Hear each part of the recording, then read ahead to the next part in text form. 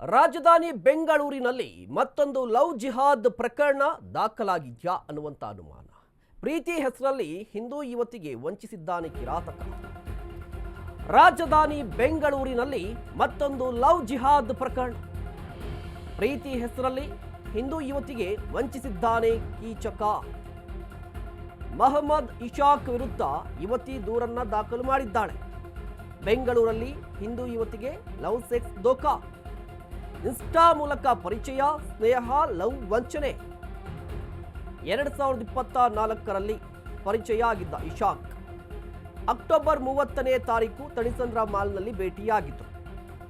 ಪ್ರೀತಿ ಹೆಸರಲ್ಲಿ ಮುಸ್ಲಿಂ ಯುವಕ ವಂಚನೆ ಮಾಡಿದ್ದಾನೆ ಅನ್ನುವಂಥ ಆರೋಪ. ಪ್ರಕರಣ ದಾಖಲಾಗಿದೆ. ಹಾಗಾದ್ರೆ ಇದು ಲವ್ ಜಿಹಾದ್ ಪ್ರಕರಣವಾ? ರಾಜಧಾನಿ ಬೆಂಗಳೂರಿನಲ್ಲಿ ಲವ್ ಜಿಹಾದ್ ಪ್ರಕರಣ ದಾಖಲಾಗಿದೆ.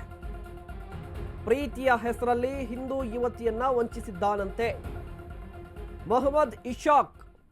ಈತನ ವಿರುದ್ಧ ಈಗ ದೂರು ದಾಖಲಾಗಿದೆ. ಗಮನಿಸ್ತಾ ಇದ್ದೀರಾ?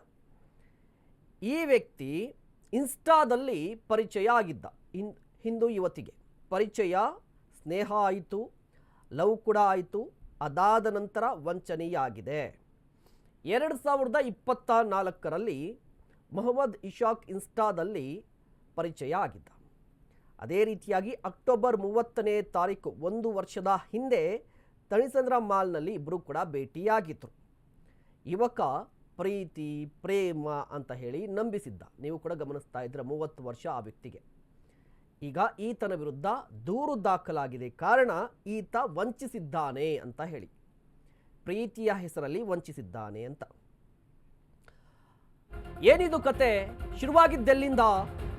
2024ರಂದು ಯುವತಿಗೆ ಮೊಹಮ್ಮದ್ ಇಶಾಕ್ ಪರಿಚಯ ಆಗಿದ್ದ. ಪ್ರೀತಿ, ಪ್ರೇಮದ ಮೆಸೇಜ್ ಮಾಡಿ ಯುವತಿಯನ್ನ ನಂಬಿಸಿದ್ದ.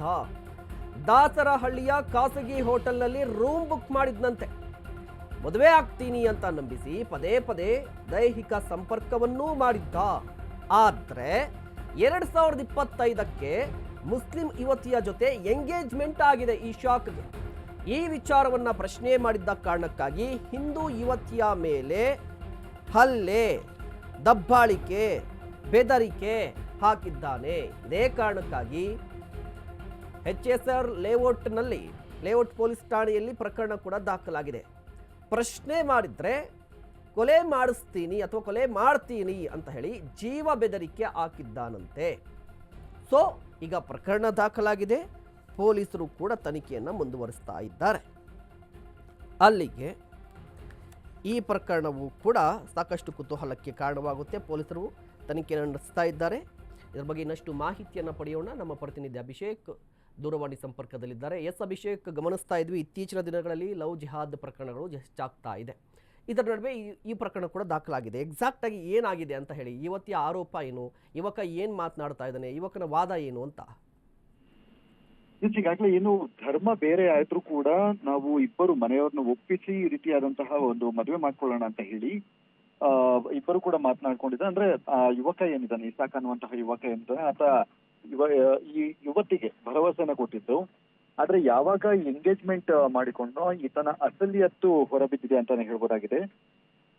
ಲವ್ ಜಿಹಾದ್ ಮುಖಾಂತರ ಈ ರೀತಿಯಾದಂತಹ ಒಂದು ಕೃತ್ಯವನ್ನ ಎಸಗಿದ್ದಾನೆ ಅಂತ ಹೇಳಿ ಆ ಯುವತಿ ದೂರನ್ನ ಕೂಡ ಕೊಟ್ಟಿರುವಂತದ್ದು. ನನ್ನನ್ನ ಮುಂಚೆ ಪುಸಲಾಯಿಸಿ ಈ ರೀತಿಯಾದಂತಹ ಅಂದ್ರೆ ಪ್ರೀತಿ ಪ್ರೇಮಕ್ಕೆ ಬೀಳುವಂತೆ ಮಾಡಿದ್ದಾನೆ. ಈ ಹಿಂದೆ ನಾನು ಕೂಡ ಒಪ್ಪಿರಲಿಲ್ಲ, ಆದ್ರೆ ತಂದೆ ತಾಯಿಯನ್ನು ಒಪ್ಪಿಸಿಯೇ ಮದುವೆ ಆಗೋಣ ಅಂತ ಹೇಳಿ ಆತ ನಂಬಿಕೆ ಮತ್ತೆ ಭರವಸೆಯನ್ನು ಕೊಟ್ಟಿದಂತಹ ಒಂದು ಕಾರಣದಿಂದಾಗಿ ನಾನೆಲ್ಲವನ್ನು ಕೂಡ ಒಪ್ಪಿಕೊಳ್ಬೇಕಾಯ್ತು ಅಂತ ಹೇಳಿ ಆಕೆಯ ವಾದ ಆಗಿದೆ.